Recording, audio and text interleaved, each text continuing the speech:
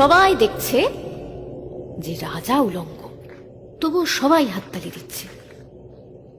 সবাই চেঁচিয়ে বলছে সাবাস সাবাস। কারো উনি সংস্কার, কারো ভয়, কেউ বা নিজের বুদ্ধি অন্য মানুষের কাছে বন্ধক দিয়েছে। গল্পটা সবাই জানে,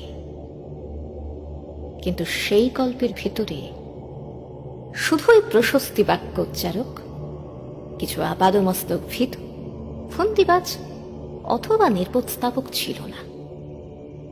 একটি শিশু ছিল, সত্যবাদী, সরল, সাহসী একটি শিশু।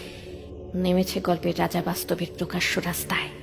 আবার হাততালি উঠছে মুহুর্মুহ, জমে উঠছে স্তাবক বৃন্দের ভিড়। কিন্তু সেই শিশুটিকে আমি ভিড়ের ভিতরে আজ কোথাও দেখছি না। শিশুটি কোথায় গেল? যাও, তাকে যেমন করেই হোক খুঁজে আনো। শেষ একবার এই উলঙ্গ রাজার সামনে নির্ভয়ে দাঁড়াক। শেষ একবার এই হাততালির ঊর্ধ্বে গলা তুলে জিজ্ঞাসা করুক, রাজা তোর কাপড় কোথায়?